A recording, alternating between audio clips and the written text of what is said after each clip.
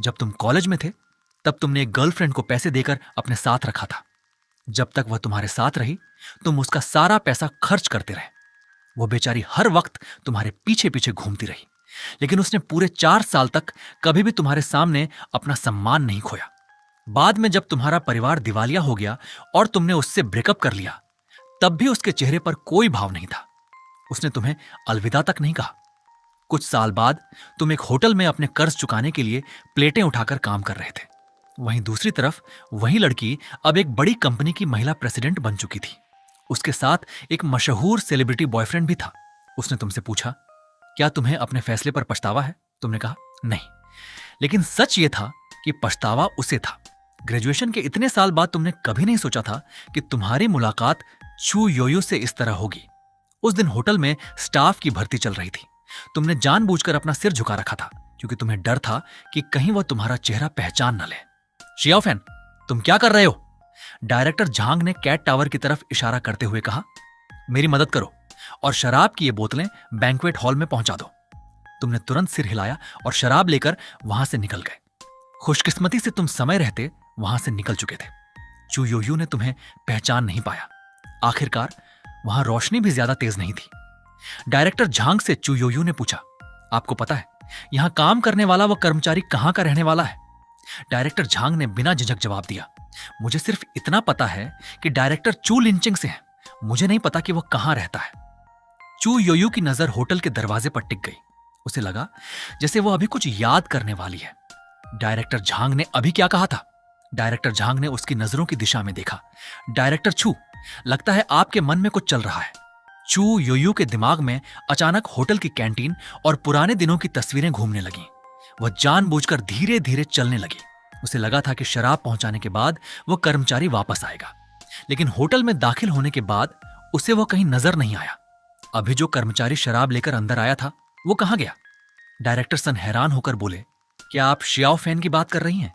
चू योयू की उंगलियां हल्के से आपस में उलझ गईं। हाँ, उसका नाम क्या है? उसका नाम चेन फैन है। चू योयू का चेहरा अचानक बदल गया।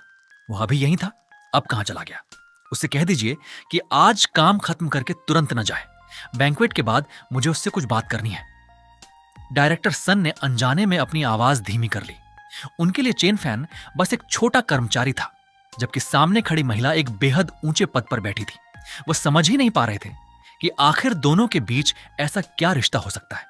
चू योयू मुड़ी और जाते जाते बोली, मुझे लगता है वह काफी समझदार और तेज है। बाद में मुझे उससे एक काम करवाना है। मुझे उससे कुछ खरीदवाना है। डायरेक्टर सन ने वॉकी टॉकी उठाया। चेन फैन आज थोड़ा व्यस्त है, उसे मैसेज मिलने तक काम खत्म नहीं करना है। तुम उस समय बाथरूम में छिपे हुए थे। डायरेक्टर सन की बात सुनकर तुम्हें कुछ ठीक नहीं लगा। डायरेक्टर, लेकिन मुझे आज जल्दी घर जाना है। डायरेक्टर सन ने तुम्हारी बात बीच में ही काट दी। आज जल्दी जाना है तो जा सकते हो, लेकिन कल से आने की जरूरत नहीं है। तुम चौंक गए। क्या? एक खास मेहमान तुम्हारी सेवा लेना चाहता है और वह इतना बड़ा आदमी है कि हम उसे नाराज करने का जोखिम नहीं उठा सकते। तुम्हारे पास कुछ कहने के लिए नहीं था। तुम्हें आज अपनी सैलरी मिलने का इंतजार था। उस पैसों से तुम्हें अपनी मां के लिए पहले से दवा खरीदनी थी, लेकिन अब समझ नहीं आ रहा था कि क्या किया जाए। और आखिर वह बड़ा मेहमान था कौन? रात के करीब 11 बजे तुम होटल के दरवाजे के पास खड़े थे। तुम्हें डायरेक्टर झांग दिखाई दिए, जो शराब के नशे में लड़खड़ाते हुए लिफ्ट से बाहर निकले, लेकिन चू योयू कहीं नजर नहीं आई। तुम वापस हॉल में आए ही थे कि सुपरवाइजर ने तुम्हें रोक लिया। 1 मिनट रुको, तुमने पूछा। क्या हुआ? वो घबरा कर बोला, मत पूछो। अगर उस मेहमान को नाराज कर दिया तो सबसे पहले बॉस मेरी नौकरी काटेगा। तुमने मन ही मन सोचा, और उसके बाद मेरी। उधर होटल के कमरे में चू योयू ने थोड़ी शराब पी थी। उसने पर्दा खोला और खिड़की के सामने खड़ी होकर आधी रात के शहर को देखने लगी, लेकिन शहर की हजारों रोशनियों के बीच भी उसे अपने घर की दिशा नजर नहीं आ रही थी। फिर उसे अचानक याद आया, मेरा तो कोई घर ही नहीं है। 1 साल पहले उसने अपने पिता को जेल भिजवा दिया था। अपनी कंपनी से पैसे मांगने आए अपनी मां और छोटे भाई को भी उसने पुलिस के हवाले कर दिया था। ये सब करने के बाद भी उसके दिल में कोई खास भाव नहीं आया था। उसे बस लगा था कि दुनिया आखिरकार शांत हो गई है। बचपन से ही वो उस घर से दूर जाना चाहती थी। जब वह छोटी थी तब उसने चुपके से टॉयलेट पेपर की कई परतें खोलकर उनमें से एक छोटा सा हरा टॉफी का टुकड़ा निकाला था। वो उस टॉफी को देखकर बहुत खुश हुई थी, लेकिन इससे पहले कि वो उसे खा पाती, उसके भाई ने वो टॉफी छीन ली। मैं गंदी चीजें नहीं खाता, उसने टॉफी को गुस्से में जमीन पर फेंक दिया और पैरों से कुचल दिया। सिर्फ 7 साल की उम्र में ही चू योयू स्कूल से घर लौटकर पूरे परिवार के कपड़े धोया करती थी। वो अभी छोटी थी, इसलिए काम ठीक से नहीं कर पाती थी। फिर भी वह खाना बनाने की कोशिश करती, लेकिन उसकी मां को कभी कुछ पसंद नहीं आता। चावल इतने कड़े क्यों हैं? उसकी मां अपने पति और बेटे को लेकर बाहर खाना खाने चली जाती। 11 साल की उम्र में उसके भाई को हर हफ्ते 30 युआन मिलते थे, जबकि उसे सिर्फ 5 युआन। उसके पास स्कूल की कैंटीन में खाना खरीदने तक के पैसे नहीं होते थे, इसलिए वह स्कूल के स्टॉल से ढेर सारे स्टीम्ड बन खरीदती और अपना पूरा स्कूल बैग उनसे भर लेती। उसके माता पिता उसे ढूंढते हुए स्कूल के गेट तक आ जाते और सबके सामने चिल्लाते। एक रात वह इतनी परेशान हो गई कि स्कूल की छत पर चली गई। उसे डर था कि कहीं उसकी वजह से स्कूल को परेशानी ना हो। उस रात उसने सोचा कि शायद एक दिन और जी लेना चाहिए। अगले दिन जब वह जलाशय के पास गई, तब उसकी मुलाकात उस मशहूर खूबसूरत लड़के से हुई। उसने उसे अपनी जिंदगी बदलने का मौका दिया। उसे पैसे कमाने की जरूरत नहीं थी, बस उसके साथ रहना था। चू योयू हमेशा से किसी लड़के के साथ प्यार में पड़ना चाहती थी, और वह लड़का ऐसा था जैसे उसके शरीर से हमेशा रोशनी निकलती हो। लेकिन चू योयू ने उसके दिए हुए पैसे कभी अपने परिवार को नहीं दिए। उसने उन पैसों को खुद भी खर्च नहीं किया। वह लड़के के साथ पूरे 3 साल रही। वो उसकी जिंदगी के सबसे खुशहाल दिन थे, लेकिन वे खुशी भी ज्यादा समय तक नहीं चली। वह जानती थी कि उसकी नजरों में वह सिर्फ एक खरीदी हुई लड़की थी, लेकिन जब उस लड़के ने सच में उसे एक सामान की तरह समझना शुरू किया, तब भी उसे बेहद दर्द हुआ। फिर भी उसने कभी शिकायत नहीं की। वह परवाह करने की हिम्मत नहीं करती थी, ईर्ष्या जताने की हिम्मत नहीं करती थी। कुछ समय के लिए वह लड़का गायब हो गया। जब दोनों दोबारा मिले तो उसने कहा, मेरी जिंदगी में अब कोई और है, मुझे अब तुम्हारी जरूरत नहीं है। चू योयू ने बड़ी सावधानी से अपनी सारी बचत निकालकर उसके सामने रख दी। वह सारा पैसा वही था जो उस लड़के ने पिछले 3 सालों में उसे दिया था। वह बोली, मुझे तुम्हारा पैसा नहीं चाहिए, मुझे सिर्फ तुम्हारी जरूरत है। लेकिन उस लड़के ने उसकी तरफ देखा तक नहीं। उसकी नजरों में उनके साथ बिताए 3 सालों की कोई कीमत नहीं थी। ब्रेकअप के बाद चू योयू ने अपनी बांह पर एक हरे रंग का टैटू बनवाया। उसकी गोरी त्वचा पर वह निशान साफ दिखाई देता था। वह निशान चेन फैन की याद में था। ब्रेकअप के अगले ही दिन उसने वो टैटू बनवाया था। वह उस दर्द को हमेशा याद रखना चाहती थी, ताकि वह जिंदगी में दोबारा कभी किसी पर भरोसा न करे। उसके लिए चेन फैन उसके माता पिता से भी ज्यादा निर्दयी था, क्योंकि उसके माता पिता ने उसे कभी उम्मीद नहीं दी थी। लेकिन चेन फैन ने उसे उम्मीद दी थी, और फिर उसी उम्मीद को कांच की तरह चकनाचूर कर दिया। तभी अचानक दरवाजे पर दस्तक हुई।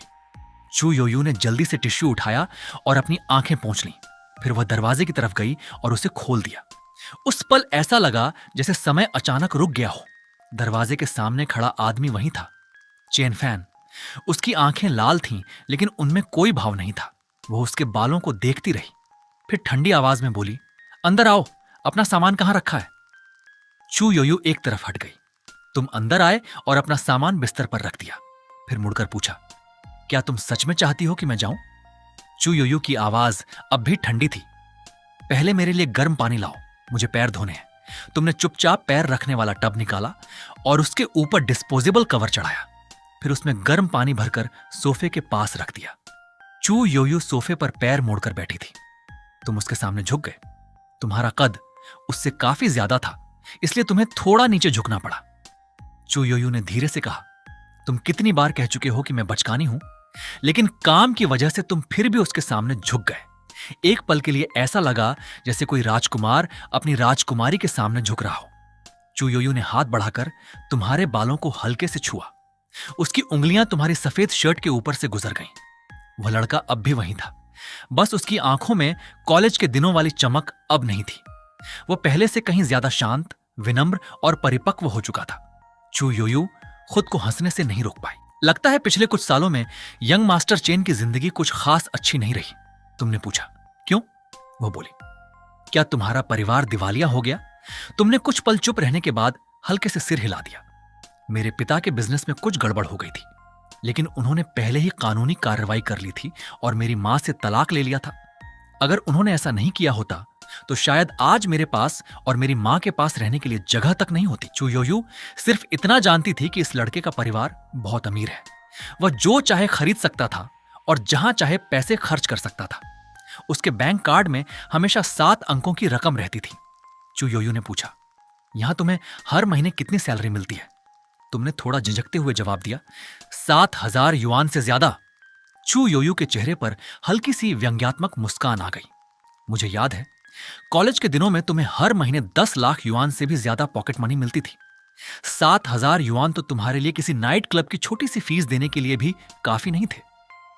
तुम्हें समझ नहीं आया कि इस बात का क्या जवाब दो।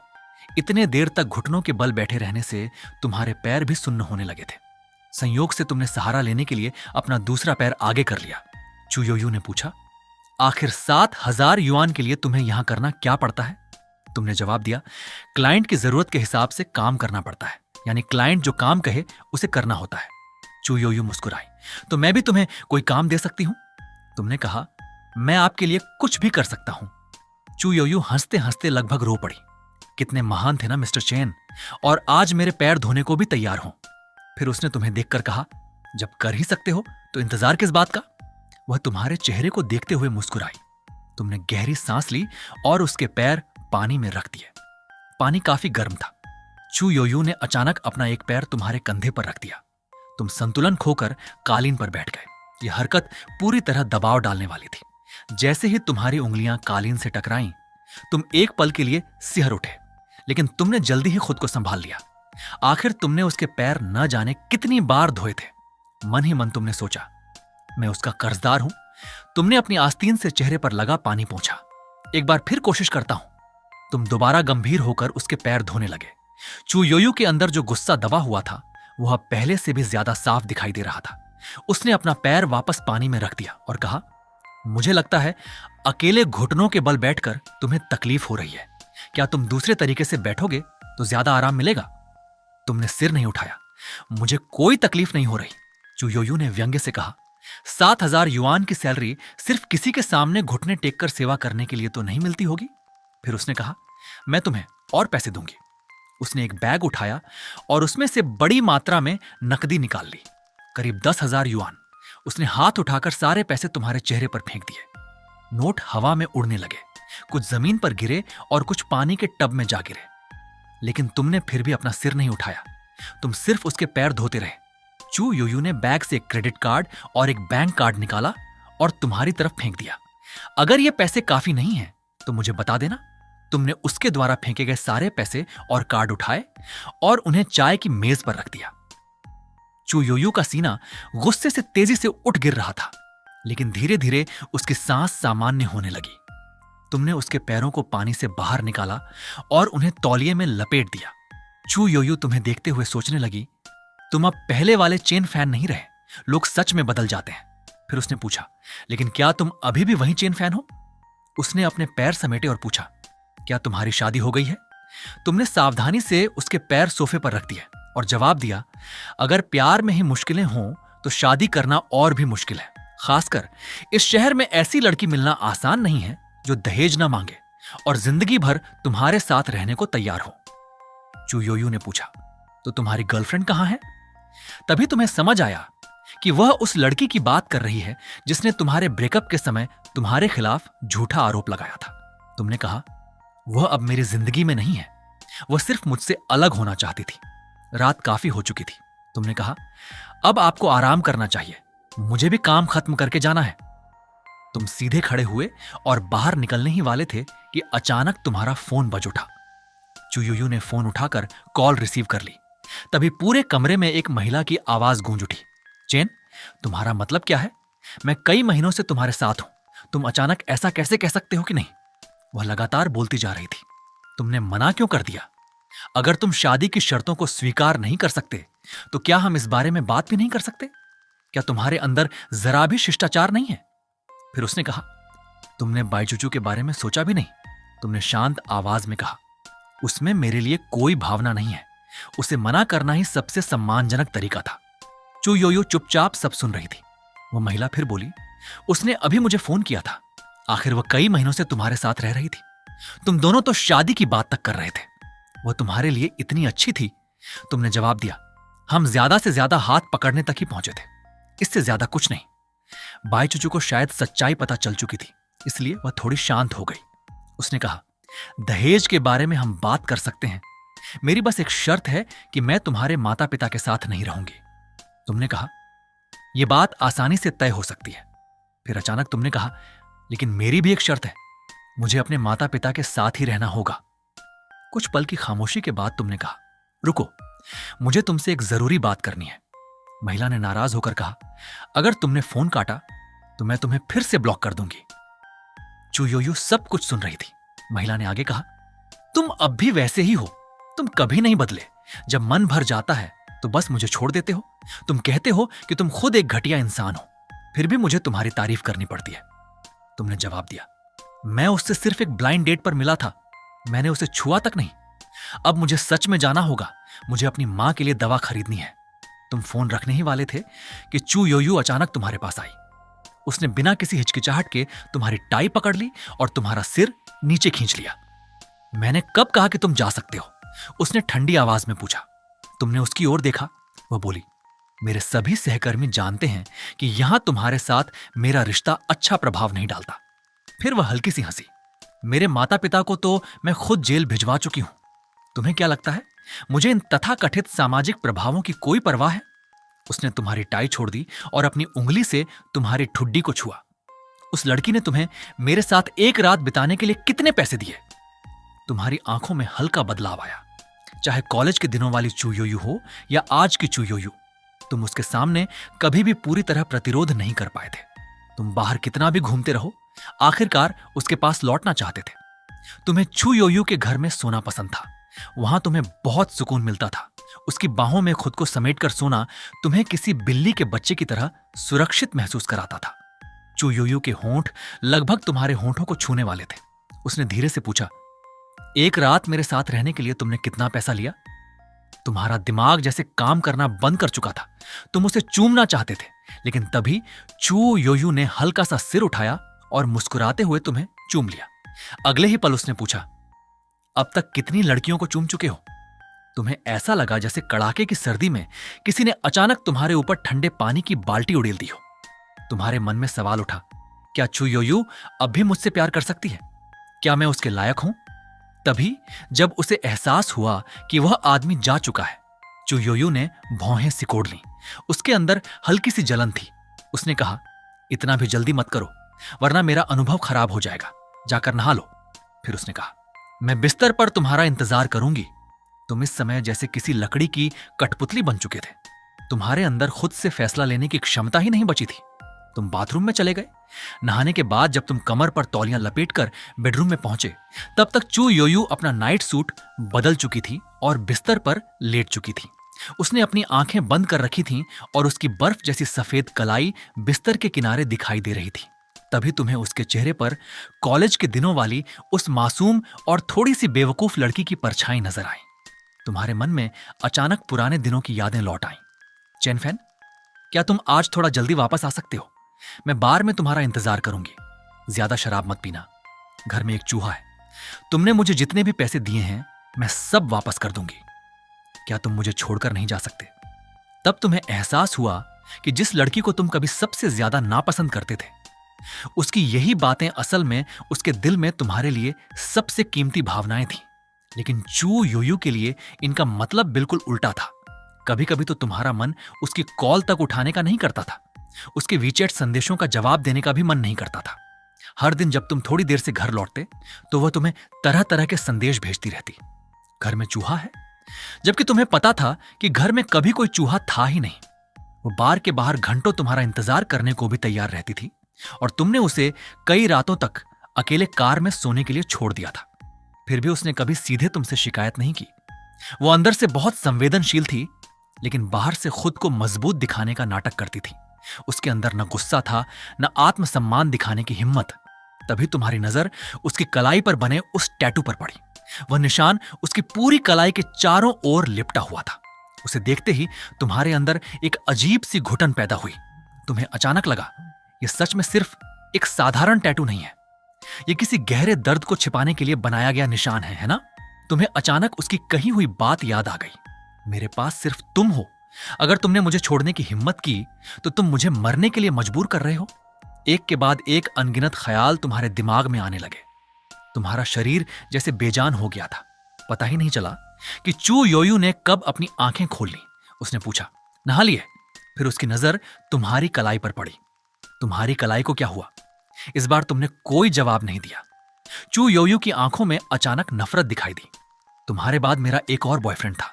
वह तुम्हारी तरह नहीं था। यह निशान उसी के साथ झगड़ते वक्त लगा था। अब यहां से चले जाओ। उसने ठंडी आवाज में कहा, ज्यादा देर बाहर रहोगे तो बीमार पड़ जाओगे। तुमने कई बार गहरी सांस ली और कमरे से बाहर निकल गए। चू योयू ने तुम्हारे दूर जाते कदमों की आवाज सुनी। जब वह मुड़ी तो उसे नींद नहीं आई। उस लड़के के साथ उसने अपनी जिंदगी का सबसे खूबसूरत और सबसे जुनूनी दौर बिताया था। ब्रेकअप के बाद उसने दोबारा किसी से प्यार नहीं किया। शायद अपने अनुभव की वजह से वह धीरे धीरे हर पुरुष से दूरी बनाने लगी थी और किसी पर भरोसा नहीं कर पाती थी। लेकिन जब वही लड़का उसे अपनी बाहों में भरता था तो उसके दिल की धड़कनों को रोक पाना उसके लिए संभव नहीं था। चू योयू ने खुद को समझा समझाकर उन सभी अच्छी यादों को अपने मन से निकालने की कोशिश की। उसके दिल में उस लड़के के लिए जो नफरत थी वह धीरे धीरे बदलने लगी। उसने फैसला किया कि वह एक ऐसे शहर में अपनी कंपनी की नई शाखा खोलेगी जहां कपड़ों के कारोबार के विकास की संभावनाएं ज्यादा नहीं थी। वह वहां सिर्फ कारोबार करने नहीं जा रही थी। वह अपने भीतर दबे उस लड़के के प्रति भावनाओं को फिर से तलाशना चाहती थी। उसे लगा कि अगर वह उसके दर्द को दोगुना नहीं करेगी तो शायद वह इस जिंदगी में कभी सच में खुश नहीं हो पाएगी। चू योयू ने ड्राइवर को फोन किया और मैनेजर से बात करने को कहा। उसने आदेश दिया, चेन फैन नाम के कर्मचारी को कुछ दिनों के लिए मेरा गाइड बना दो। भाई यांग ने कभी नहीं देखा था कि मिस चू किसी पुरुष को अपने घर के अंदर आने देती हो, लेकिन इस बार वह मेहमान लगभग आधे घंटे तक उनके कमरे में रहा था। उसने हैरानी से पूछा, मिस चू के साथ वह आदमी आखिर है कौन? उधर तुम अपनी मां के लिए कुछ दवाइयां खरीदकर रात के बाजार में पहुंचे। वहां एक लड़की बड़े शिष्टाचार से एक पुराने स्टॉल के सामने खड़ी थी। उसने तुम्हारी मां से कहा, आंटी, आप बहुत खूबसूरत हैं और आपका व्यक्तित्व भी बहुत अच्छा है। क्या मैं आपकी कुछ तस्वीरें ले सकती हूं? ल्यूरू अपना स्टॉल बंद करने वाली थी। उनके बेटे को पता चल गया था कि वह चुपके से बाहर आकर स्टॉल लगाती है। उन्हें डर था कि घर लौटने पर बेटा उन्हें डांटेगा। वह लड़की को मना करने ही वाली थी कि अचानक उनकी नजर थोड़ी दूर खड़े तुम पर पड़ी। ल्यूरू एकदम घबरा गईं। उन्हें लगा जैसे उनकी चोरी पकड़ी गई हो। वह जल्दी से उठ खड़ी हुई। फैन, आज इतनी जल्दी काम से छुट्टी मिल गई? तुमने कोई जवाब नहीं दिया। तुम उनके पास गए और सामान बेचने में उनकी मदद करने लगे। करीब 20 मिनट में स्टॉल पर रखे ज्यादातर खिलौने बिक गए। उस लड़की का पूरा ध्यान अब तुम पर था। कुछ सेकंड बाद उसने नजरें झुका लीं और हल्के से होंठ भींच लिए। उसे पहली नजर में ही तुमसे प्यार हो गया था। ल्यूरू ने लड़की के बदले हुए व्यवहार को नोटिस कर लिया और उसके साथ बातचीत करने लगी। क्या तुम अब काम पर वीडियो शूट करती हो? लड़की ने सिर हिलाया। जब मैं खाली होती हूं तब वीडियो बनाती हूं। अभी मैं एक अच्छी नौकरी की तलाश में हूं। इतना कहकर वह कुछ देर तुम्हारी तरफ देखती रही। तुमने उसकी तरफ ध्यान नहीं दिया और स्टॉल समेटने में व्यस्त रहे। लड़की को तुमसे पहली नजर में ही प्यार हो गया था। एक मां होने के नाते ल्यूरू को लगा कि उनका बेटा हर मामले में बहुत अच्छा है। तुमने एक कंबल उठाया और खिलौनों को कार में रखने लगे। कुछ देर इंतजार करने के बाद ल्यूरू मुस्कुराते हुए कार में बैठ गई। उन्होंने कहा, बेटा, क्या तुम्हें लगा कि वह लड़की तुम्हें कुछ अलग नजरों से देख रही थी? तुमने कहा, मुझे लगता है उसका मतलब कुछ और ही था। ल्यूरू मुस्कुराई। वह लड़की सीधी सादी और समझदार लगती है। उसे पैसों की ज्यादा परवाह भी नहीं है। मैंने उसका संपर्क नंबर ले लिया है। उसका नाम भी बहुत अच्छा है, लिशिया। फिर उन्होंने कहा, अच्छे बच्चे बनो और उसका कांटेक्ट सेव कर लो। इसके बाद उन्होंने अचानक पूछा, क्या तुम्हारा और चूचू का रिश्ता पैसों की वजह से खत्म हुआ था? तुम कुछ नहीं बोले। ल्यूरू ने कहा, असल में 3 लाख युआन भी यहां कोई बहुत बड़ी रकम नहीं है, बस थोड़ी ज्यादा जरूर है। फिर बोली, वो अपने नाम पर एक घर चाहती थी, है ना? तुमने इस बारे में कुछ नहीं कहा। तुम्हें सिर्फ इतना याद था कि वह रिश्ता टूटने के बाद बहुत आहत हुई थी। आधी रात हो चुकी थी। तुम कार में बैठे हुए उसे देखते रहे और फिर अपनी नजरें दूसरी तरफ कर लीं। तुमने कहा, मां, आप हमेशा बड़ी चीज छोड़कर छोटी चीज के पीछे क्यों भागती है? ल्यूरू ने चुपचाप तुम्हारी तरफ देखा। तुमने कहा, मैंने ट्यूशन पढ़ाई, पर्चे बांटे और हर तरह का काम किया, बड़ी मुश्किल से 20,000 से ज्यादा बचाए। जब मैं थककर अस्पताल पहुंचा तब जाकर 30,000 युआन मिले। आपको मुझे खुद को साबित करने देना चाहिए। तुमने कहा। मैंने कुछ खिलौने खरीदकर उन्हें बेच दिया। इसमें भी कोई खास अंतर नहीं है, यह भी एक तरह का कारोबार ही है। फिर ल्यूरू ने कहा, लेकिन बेटा, तुम्हें सिर्फ पैसों के लिए शादी करने की जरूरत नहीं है। उन्होंने बताया कि तुम्हारी बहन ने कई बार उन्हें फोन करके तुम्हारे पिता का कर्ज चुकाने के लिए मदद की थी। मैं उसका स्वभाव समझती हूं। फिर उन्होंने कहा, मैंने उसे लियाओ का जिक्र करते हुए भी सुना है। यह नाम सुनते ही तुम्हारी यादों में एक ऐसी लड़की की तस्वीर उभर आई जो जैसे इस सामान्य दुनिया से अलग थी। बचपन में तुम्हें किसी चीज से डर नहीं लगता था, लेकिन लियाओ से तुम जरूर डरते थे। लियाओ अक्सर तुम्हारे सामने कहती थी, देखते हैं कौन तुम्हें परेशान करने की हिम्मत करता है। बाद में लियाओ पढ़ाई के लिए विदेश चली गई और धीरे धीरे तुम दोनों का संपर्क कम हो गया। अब तुम उसे अक्सर अपने फोन पर देख सकते थे। वह एक अभिनेत्री बन चुकी थी। जब भी वह किसी कार्यक्रम में दिखाई देती, काफी समय तक सोशल मीडिया की सुर्खियों में बनी रहती। बचपन से ही तुम उसके बारे में सपने देखते थे। तुम चाहते थे कि वह एक दिन तुम्हारी पत्नी बने। यहां तक कि बचपन में तुमने मासूमियत से उसके सामने अपने प्यार का इजहार भी कर दिया था। लियाओ तुम्हारी बात सुनकर खूब हंसी थी। तुमने उससे कहा था कि पहले अपनी मां से पूछ लेना। उस समय घर के बड़े लोग लिविंग रूम में बैठे बातें कर रहे थे और तुम्हारी बात सुनकर लगातार हंस रहे थे। लेकिन तुम्हारा वह मासूम प्यार कई सालों तक तुम्हारे दिल में बना रहा। जब भी तुम किसी लड़की को अपनी गर्लफ्रेंड बनाने के बारे में सोचते, तुम्हारा अवचेतन मन हमेशा किसी ऐसी लड़की को ढूंढता जो लियाओ जैसी हो। अब तुम बड़े हो चुके थे। तुम्हारा रिश्ता उसके साथ कभी खराब नहीं हुआ, लेकिन दोनों के बीच एक अजीब सी दूरी जरूर आ गई थी। एक ही दुनिया में रहने वाले दो लोग शायद अब कभी हाथ नहीं पकड़ सकते थे, लेकिन तुम्हें कभी उम्मीद नहीं थी कि तुम उससे इस तरह दोबारा मिलोगे। जैसे ही तुम अपनी मां को घर लेकर पहुंचे, तुम्हें गांव के मुखिया का फोन आया। उनकी आवाज में असामान्य उत्साह था। तुम बहुत भाग्यशाली हो। तुम्हें एक बड़े आदमी ने अपने साथ काम करने का मौका दिया है। मिस चू को एक ड्राइवर चाहिए। वह चाहती हैं कि तुम कुछ दिनों के लिए उनके साथ बेस तक जाओ। यह मौका अनगिनत लोगों के लिए किसी सपने से कम नहीं था, लेकिन जैसे ही तुम्हें याद आया कि चू योयू ने तुम्हारे साथ कैसा व्यवहार किया था, तुम्हारे दिल में एक अजीब सी उदासी पैदा हो गई। तुम्हारे भीतर नफरत, गुस्सा, पुराना दर्द और कुछ ऐसी भावनाएं थीं जिन्हें तुम खुद भी शब्दों में नहीं समझ पा रहे थे। तुम इस प्रस्ताव को ठुकराना चाहते थे, लेकिन तुम जानते थे कि चू योयू ने जानबूझकर तुम्हें चुना है। अब तुम दोनों एक ही जगह पर थे, इसलिए तुम्हारे पास मना करने की कोई गुंजाइश नहीं थी। गांव के मुखिया ने तुम्हें चेतावनी दी, कल सुबह 8 बजे होटल पहुंच जाना, समय पर जाना और मिस चू के साथ रहना। किसी भी हालत में उन्हें नाराज मत करना। उन्होंने आगे कहा, इस महीने पहले ही 3 लोग अपनी नौकरी खो चुके हैं। अगर तुमने भी गलती की तो तुम्हें पता है बॉस के गुस्से का क्या नतीजा होगा। तुम इस समय बेहद परेशान थे। तुम्हें लगता था कि बचपन में तुम बहुत स्वार्थी थे। जितना भी सोचते, चू योयू के बारे में कोई अच्छी बात याद नहीं आती थी। लेकिन कहीं ना कहीं तुम्हारे मन में एक विरोधाभास भी था। चू योयू अक्सर शर्मीली हो जाती थी। जब वह गुस्सा होती तो उसका चेहरा बदल जाता था। वह साफ तौर पर नाराज होती, लेकिन ऐसे दिखाने की कोशिश करती जैसे उसे कोई फर्क ही नहीं पड़ता। तुम्हें ये बातें आज भी बहुत अच्छी तरह याद थीं। हालांकि अगर वह नाराज होती थी तो तुम उसे नाराज रहने देते थे। जब उसका मूड खराब होता तो वह मुड़कर बाहर चली जाती और खुद को दूसरी चीजों में व्यस्त कर लेती। जो लोग उसे जानते थे उन्हें अक्सर उस पर दया आती थी। वो एक बेहद खराब परिवार की बेटी थी और हमेशा खुद को नियंत्रित रखने की कोशिश करती थी। अगर वह अपनी भावनाओं और अपने शरीर को लेकर इतनी जिद्दी ना होती तो शायद वह बहुत पहले ही सब कुछ छोड़ चुकी होती। वो घमंडी थी, जिद्दी थी और अपनी मर्जी से जीती थी। लेकिन जब वह जिंदगी के सबसे निचले दौर में पहुंची, तब उसने अपने अतीत की ओर मुड़कर देखा। उसने बहुत कुछ समझा, बहुत कुछ सीखा और चू योयू को भी पहले से कहीं बेहतर तरीके से समझना शुरू कर दिया। उस समय ब्रेकअप करना आसान था, इसलिए भले ही मैं चू योयू को नहीं देखता था, फिर भी अक्सर उसके बारे में सोचता रहता था।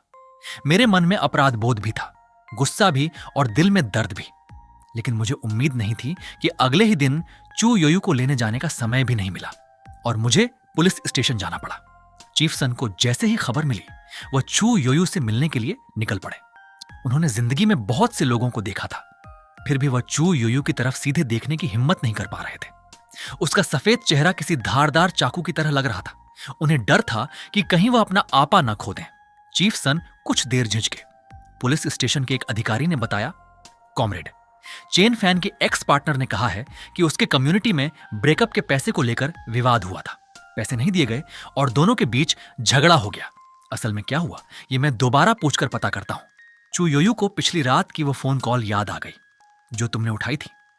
उस समय तुमने कहा था कि तुमने उसे छुआ तक नहीं था, लेकिन उसे तुम्हारी एक भी बात पर भरोसा नहीं था। तुम हमेशा से झूठ बोलते आए थे। तुमने उससे के टीवी जाने की बात छिपाई थी और यह भी झूठ बोला था कि तुमने कोई मुआवजा नहीं दिया। यहां तक कि जब तुम घर पर आराम कर रहे थे तब भी तुमने उससे झूठ ही बोला था। चू योयू धीरे धीरे खड़ी हो गई।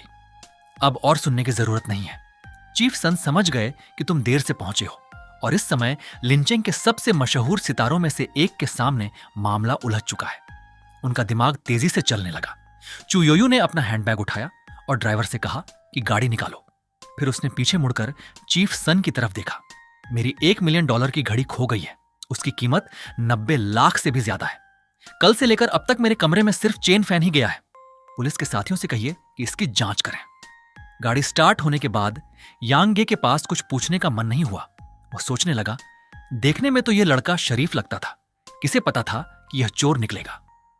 चू योयू आमतौर पर इस ड्राइवर को ठीक ठाक समझती थी, लेकिन इस समय अचानक उसके मन में उसके लिए भी एक अजीब सी नफरत पैदा हो गई। वो उसकी आवाज तक नहीं सुनना चाहती थी। पुलिस स्टेशन में तुम सामान्य तरीके से अपना बयान दे रहे थे। मामला बहुत बड़ा नहीं था। सामने वाले ने पहले ब्लैकमेल किया था और पहले धक्का भी दिया था। अगर यह सच था तो मामला सिर्फ इस बात का नहीं था कि दोनों पक्ष एक दूसरे को छोड़ दें। कमरे में कई पुलिस अधिकारी मौजूद थे। उनमें से जो अधिकारी सबसे शांत और नरम स्वभाव का लग रहा था वही चीफ था, लेकिन उसकी आंखों में ठंडापन साफ दिखाई दे रहा था। तभी सवाल आया, चू योयू की एक घड़ी खो गई है और इस समय तुम सबसे बड़े संदिग्ध हो। तुम्हें यह बात सुनकर हैरानी हुई। तुम्हारी समझ कह रही थी कि मामला कहीं गलत दिशा में जा रहा है। तुम्हें यह तक पता नहीं था कि वह घड़ी असली थी या नकली। लेकिन अभी जो लड़ाई हुई थी, हो सकता है कि वह भी चू योयू की घड़ी गायब होने की वजह से हुई हो। लोग इस बात को जरूरत से ज्यादा बड़ा बना रहे थे। तुमने कहा, मुझे यहां नहीं रखा जा सकता। घर पर मेरी मां ल्यूरू अकेली है। उन्हें रोज कई तरह की दवाइयां लेनी पड़ती हैं। कुछ इलाज के लिए हैं और कुछ ऐसी हैं जो मैंने उनकी रोग प्रतिरोधक क्षमता बढ़ाने के लिए खरीदी हैं। उन्हें इसके बारे में मत बताइए। उनके लिए यह जानना बिल्कुल ठीक नहीं होगा। चीफ लियू ने बार बार सवाल किए, लेकिन उन्हें वह जवाब नहीं मिला जिसकी उन्हें उम्मीद थी। उनका चेहरा धीरे धीरे गंभीर हो गया। उन्होंने कहा, उस युवक की घड़ी की कीमत 90 लाख से ज्यादा बताई जा रही है। क्या तुम्हें पता है कि अगर तुमने उसे चुराया है तो इसके क्या परिणाम होंगे? तुम चू योयू का इरादा समझ नहीं पा रहे थे और धीरे धीरे अधीर होने लगे। तुमने चीफ लियू की ओर देखा और कहा, वह मेरी एक्स गर्लफ्रेंड है। हमारे बीच पहले से कुछ विवाद रहा है। हो सकता है कि घड़ी वाली बात भी उसने जानबूझकर मुझे फंसाने के लिए की हो। चीफ लियू को कुछ समझ नहीं आ रहा था। पुलिस स्टेशन में मौजूद बाकी लोग भी इस मामले को लेकर उत्सुक हो गए थे। एक होटल का मेहमान, एक होनहार युवा उद्यमी और एक मशहूर महिला। मामला सामान्य नहीं लग रहा था। चीफ लियू ने पूछा, क्या तुमने कल रात शराब पी थी? तुमने जवाब दिया, मैं अभी पूरी तरह होश में नहीं था। फिर तुमने कहा, मैं और चू योयू एक ही यूनिवर्सिटी में पढ़ते थे। हम दोनों लिंचिंग यूनिवर्सिटी से हैं। मेरे पिता का नाम चेन चेंगजियांग है। यह नाम सुनते ही कमरे में मौजूद 2 पुलिस अधिकारियों के चेहरे बदल गए। चेन चेंगजियांग, यह नाम लिंचिंग में आज भी बहुत प्रभावशाली था। भले ही उस व्यक्ति की मौत को कई साल बीत चुके थे, लेकिन उसका नाम अभी भी लोगों पर असर डालता था। चीफ लियू ने हैरानी से पूछा, तुम मिस्टर चेन के परिवार से हो? तुमने कहा, मेरे अंकल लियू के हैं, वही जो जमीन के बड़े कारोबार में है। मैं गरीब हूं और मेरे पास ज्यादा क्षमता नहीं है, लेकिन ऐसा भी नहीं है कि मैं पैसे उधार नहीं ले सकता। फिर मुझे अपनी एक्स गर्लफ्रेंड की घड़ी चुराने की जरूरत ही क्या है? चीफ लियू का चेहरा अजीब हो गया। अगर इस आदमी के पिता सच में चेन चेंगजियांग थे तो यह समझना मुश्किल नहीं था कि वह इतने बड़े लोगों को कैसे जानता था, क्योंकि चेन चेंगजियांग 10 साल पहले ही लिंचिंग के सबसे अमीर लोगों में से एक थे।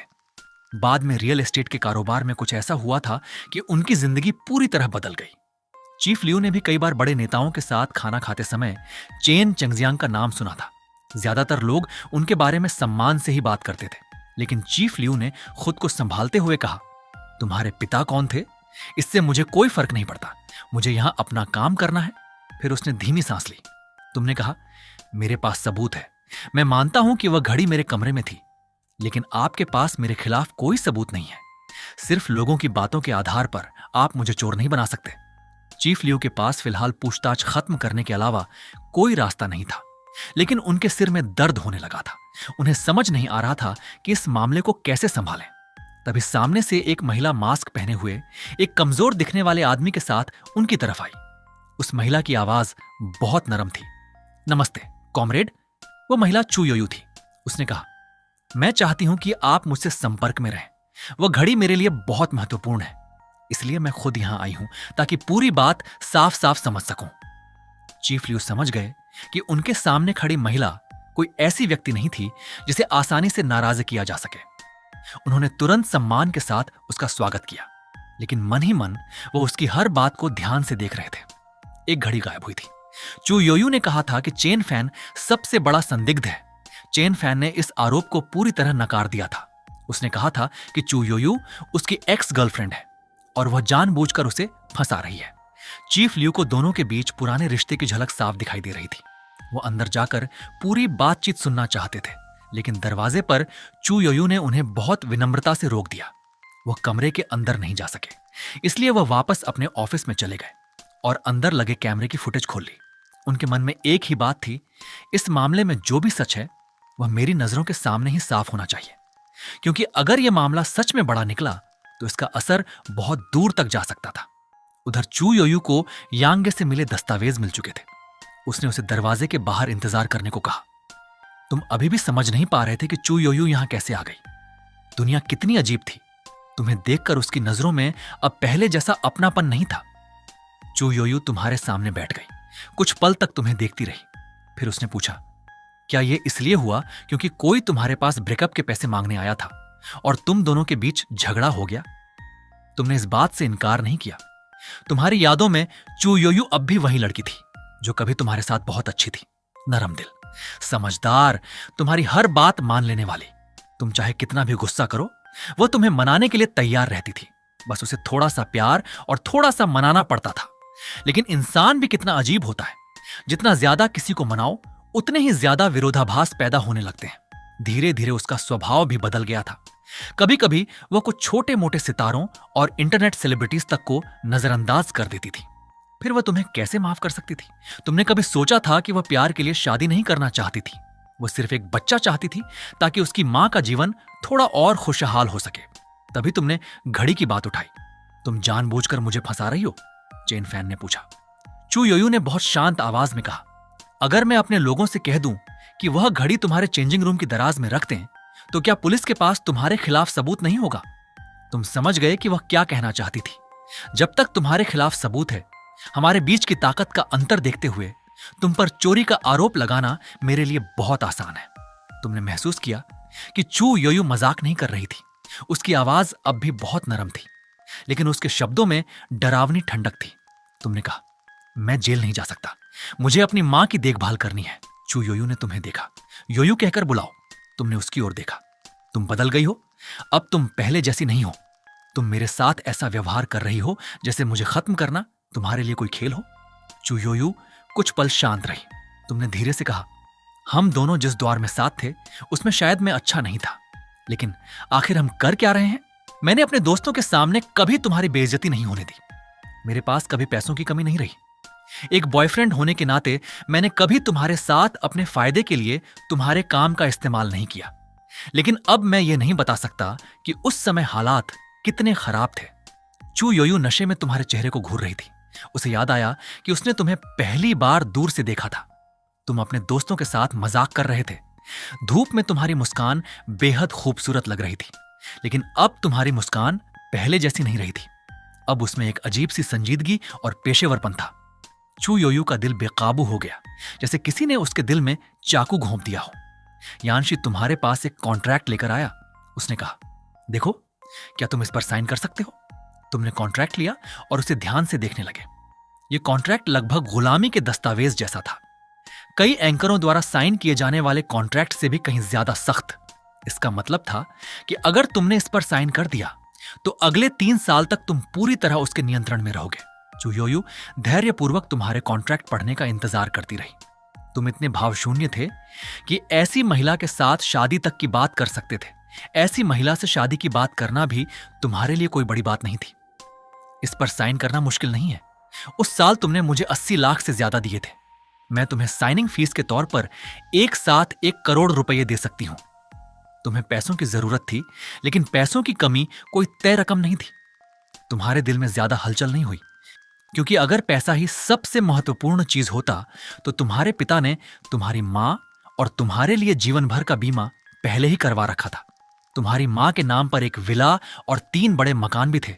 अगर तुम खुद उन्हें बेचने या इस्तेमाल करने की पहल न करो तो नैतिक रूप से भी तुम कुछ नहीं कर सकते थे। कानून भी तुम्हें मजबूर नहीं कर सकता था। तुम्हारी मां हमेशा कहती थी कि यह सब किसी और के खून पसीने से कमाया हुआ है, इसलिए तुमने वह सब उन लोगों को लौटा दिया जिन्हें वास्तव में पैसों की जरूरत थी। चू योयू ने फाइल में रखा पेन उठाकर तुम्हारे हाथ में दे दिया। साइन कर दो, इसके बाद तुम यहां से तुरंत जा सकते हो। फिर उसने ठंडी आवाज में कहा, और अगर तुमने साइन नहीं किया तो मैं ये गारंटी नहीं दे सकती कि वो घड़ी जल्द ही तुम्हारी दराज में दिखाई नहीं देगी। तुमने गहरी सांस ली। अगर तुम मुझसे बदला लेना चाहती हो तो मैं अपनी जान भी दे सकता हूं, लेकिन अभी मैं ऐसा नहीं कर सकता। मेरी मां के मरने के बाद 1 हफ्ते के अंदर ही मेरे बाल सफेद होने लगे थे। मैं अब और कोई मुसीबत मोल लेने की हिम्मत नहीं कर सकता। चू योयू, मैं इस कॉन्ट्रैक्ट पर साइन नहीं कर सकता। मैं तुम्हारे साथ दुश्मनी नहीं रखना चाहता। मुझे जाने दो। मुझे जाने दोगी? चू योयू ने अपनी कलाई पर अंगूठा कसकर दबा लिया। उसके मन में जमा सारा गुस्सा फिर उभर आया। मेरी सफलता के पीछे सारी प्रेरणा सिर्फ एक थी। मैं चाहती थी कि तुम्हें एक दिन पछतावा हो कि तुमने मुझे छोड़ दिया था। अब मैं तुम्हें कैसे जाने दे सकती हूं? मुझे तुमसे दुश्मनी करने से डर नहीं लगता। मुझे अपनी प्रतिष्ठा खोने से भी डर नहीं लगता। जब तक तुम साइन नहीं करोगे मैं कभी समझौता नहीं करूंगी। मैं तुम्हें कभी जाने नहीं दूंगी। चू योयू की आंखें लाल हो गईं। चेनफेन, क्या तुम्हें पता है कि मैं तुमसे कितनी नफरत करती हूं? मैं अपने परिवार से भी ज्यादा तुमसे नफरत करती हूं। जब मैं तुमसे प्यार करती थी तब तुम्हारे लिए अपनी जान तक दे सकती थी, लेकिन तुम सच में मुझे मरते हुए देखना चाहते थे। मैंने 3 साल तक 80 लाख से ज्यादा बचाए। मैं हमेशा कल्पना करती थी कि एक दिन जब तुम्हें पैसों की बहुत जरूरत होगी तब मैं तुम्हारी मदद करूंगी और तुम मेरी तारीफ करोगे। तुम मेरी भावनाओं से प्रभावित होगे। अगर तुम मुझसे प्यार नहीं करते थे तो फिर मुझे अपने करीब क्यों आने दिया? सिर्फ इसलिए कि मैं खूबसूरत थी? सिर्फ इसलिए कि तुम्हारी बीमार स्वामित्व की भावना संतुष्ट हो सके? तुम लंबे समय तक चुप रहे। चू योयू का गुस्सा थोड़ा शांत होने का इंतजार करने के बाद तुमने कहा, मैं तुम्हारे साथ शहर शहर घूम सकता हूं, तुम्हारे लिए कुछ भी कर सकता हूं, लेकिन मैं दूसरे शहरों में जाकर काम नहीं कर सकता। इस शर्त को कॉन्ट्रैक्ट में जोड़ दो। चू योयू ने कहा, ठीक है, आगे बोलो। तुमने कहा, कुछ भी कर लो, बस मेरी मां के साथ कोई टकराव नहीं होना चाहिए। अगर मेरी मां से जुड़ी कोई बात हुई तो वही मेरी सबसे बड़ी चिंता होगी। चू योयू का कठोर दिल धीरे धीरे थोड़ा नरम पड़ने लगा। अगर तुम चाहते हो तो साइन कर सकते हो। वह तुम्हारे चेहरे को लगातार देख रही थी। तुम्हें समझ नहीं आया कि वह क्या कहना चाहती थी। तुम में कोई महत्वाकांक्षा ही नहीं है। चू योयू ने तुम्हारा समझौता देख लिया और कॉन्ट्रैक्ट की कुछ शर्तों की पुष्टि करने के बाद उसे यांगे को दे दिया। इसे किसी कानूनी प्रतिनिधि के पास ले जाओ और जरूरी बदलाव करवा दो। अब जब तुम यहां आ ही चुके थे तो तुम्हें साइन और मुहर दोनों करनी ही थी। बिना सहयोग किए तुम यहां से नहीं जा सकते थे। उधर सीसीटीवी कैमरे से सब कुछ देख रहे डायरेक्टर लियू लगभग अवाक थे। उन्हें आजकल के युवाओं की सोच समझ नहीं आ रही थी। उन्होंने अपने मन में सोचा, क्या इन दोनों ने मेरे पूछताछ वाले कमरे को डेटिंग की जगह समझ रखा है? और सबसे डरावनी बात यह थी कि खबर धीरे धीरे पूरे शहर में फैल चुकी थी। जिले से लेकर शहर तक लोग चू योयू के बारे में जानकारी जुटा रहे थे। हर कोई डर रहा था कि कहीं उससे कोई गलती ना हो जाए और चू योयू नाराज ना हो जाए। डायरेक्टर लियू अब बस यही चाहते थे कि ये दोनों मूर्तियों की तरह चुप बैठना बंद करें। कमरे में तुमने सबसे पहले चुप्पी तोड़ी। क्या मैं तुम्हारा फोन इस्तेमाल करके एक कॉल कर सकता हूं? चू योयू ने कहा। नहीं, तुमने समझाया। मैं बस अपनी मां को फोन करके बता देना चाहता हूं कि मैं ठीक हूं। वो परेशान होंगी। आखिर मुझे नहीं पता कि मैं यहां कितनी देर रहूंगा। चू योयू ने ठंडे स्वर में कहा। कॉन्ट्रैक्ट पर साइन करने के बाद तुम कभी भी जा सकते हो। सिर्फ इतना ही नहीं, मैं उन लोगों के खिलाफ मामला दर्ज करवाने में भी तुम्हारी मदद कर सकती हूं जिन्होंने तुम्हें और तुम्हारी बहन को ब्लैकमेल किया था। लेकिन इसकी एक शर्त है।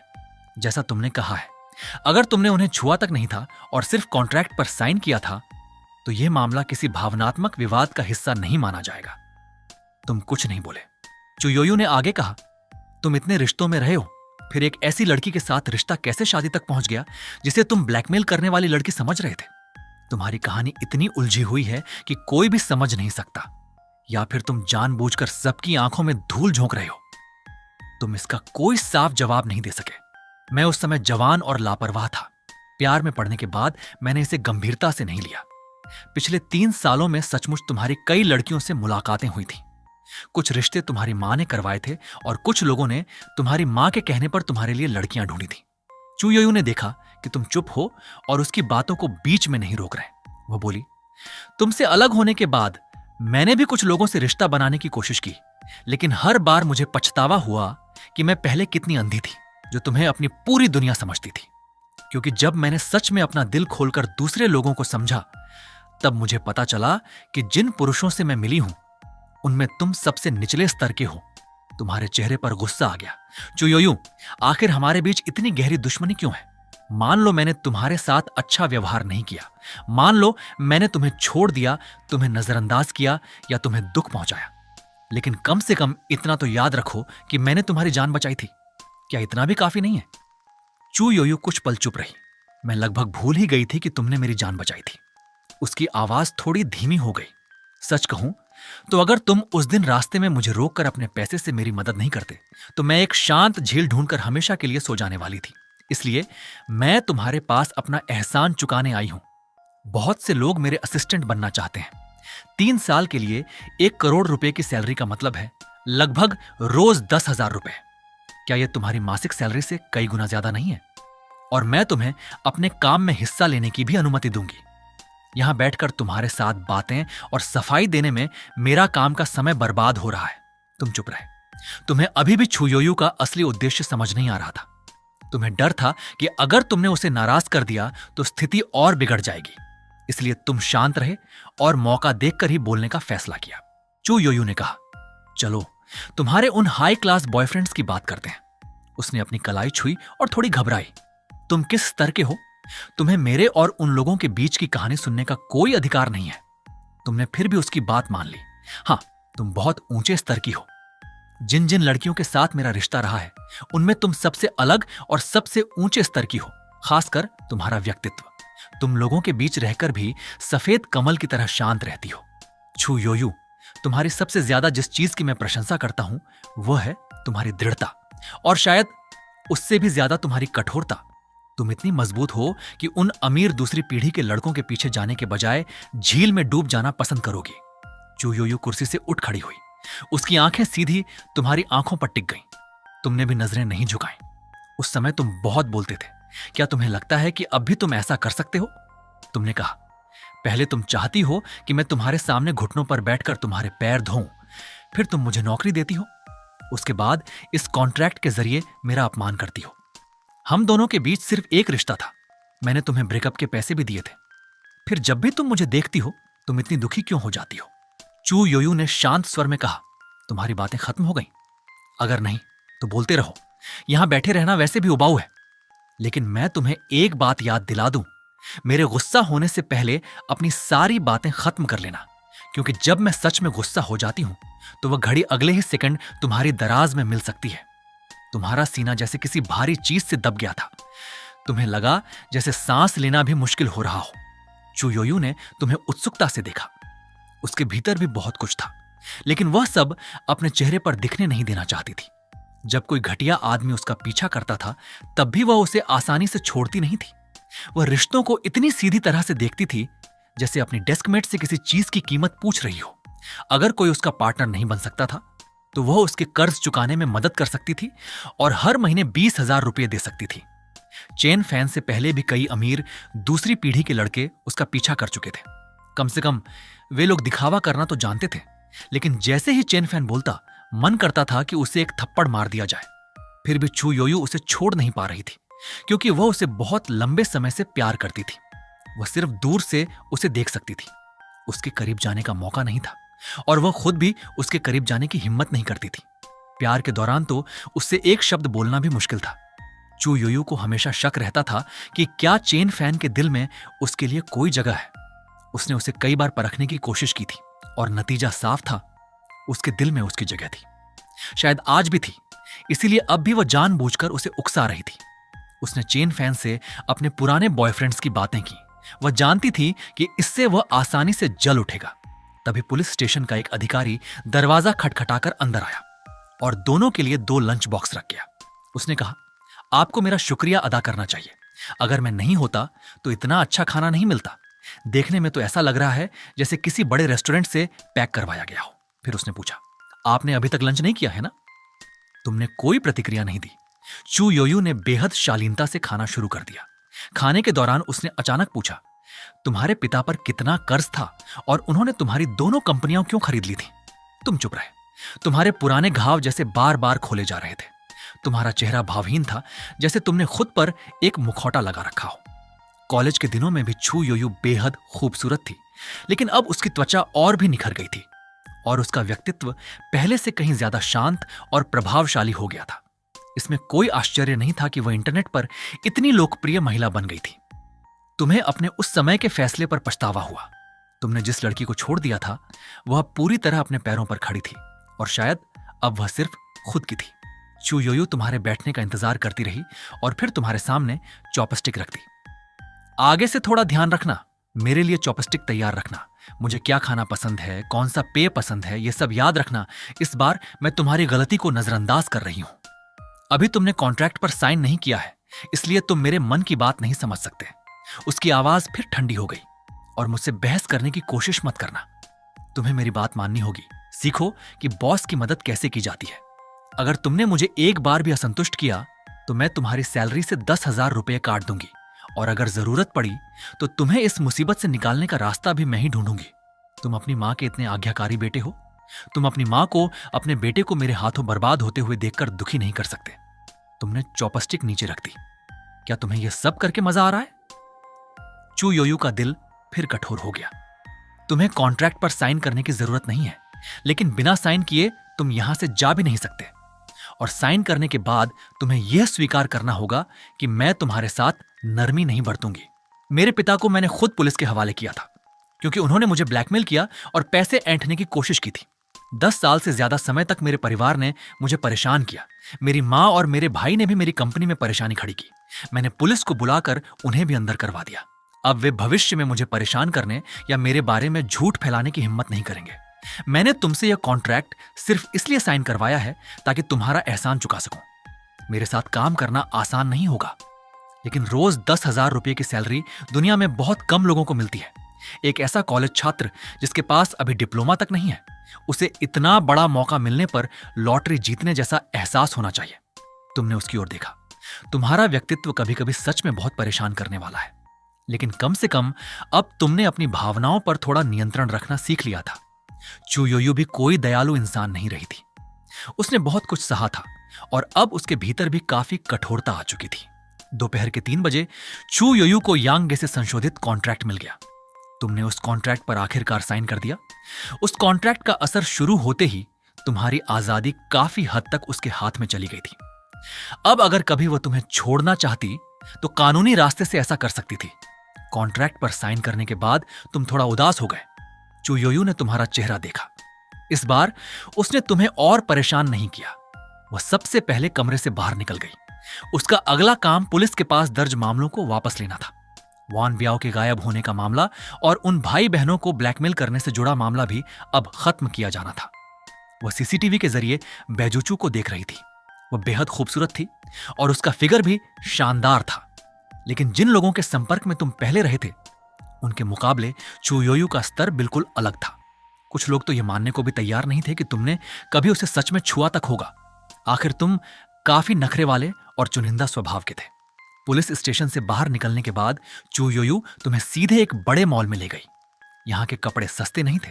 कुछ कपड़ों की कीमत हजारों में थी तो कुछ की कीमत 10,000 रुपए तक पहुंच जाती थी। चू योयू ने बिना ज्यादा सोचे एक महंगा हाई एंड सूट उठाया और तुम्हें दिया। जाओ, इसे पहनकर देखो। जब तुम कपड़े बदलने गए, चू योयू वहीं इंतजार करती रही। उसके हाथ अनजाने में अपनी कलाई पर बने नाजुक टैटू को छू रहे थे। उसे अचानक कॉलेज के दिनों की एक बात याद आ गई। रिश्ते के पहले ही दिन चेन फैन उसे इसी मॉल में लेकर आया था और जबरदस्ती 2 जोड़ी कपड़े खरीदने को कहा था। उस समय वो बस दूर से उन कपड़ों को देखा करती थी। उन्हें खरीदना और पहनकर देखना तो उसके लिए बहुत बड़ी बात थी। चू योयू ने धीरे से अपनी कलाई पर हाथ फेरा। उस नाजुक टैटू में उसकी कई ऐसी यादें छिपी थीं जिन्हें वह भूल जाना चाहती थी। वो कई बार चेन फैन को भूल चुकी थी, लेकिन हर बार उसे कोई ना कोई साधारण सी याद अचानक दर्द दे जाती थी। और अब आखिरकार वही आदमी उसके हाथों में था। वो भाग नहीं सकता था। जब तक वो खुद उसे जाने नहीं देती, वो कहीं नहीं जा सकता था। ये सिर्फ 3 साल का कॉन्ट्रैक्ट था, लेकिन अगर चू योयू नहीं चाहती तो वह इस कॉन्ट्रैक्ट को जीवन भर के लिए भी बढ़ा सकती थी।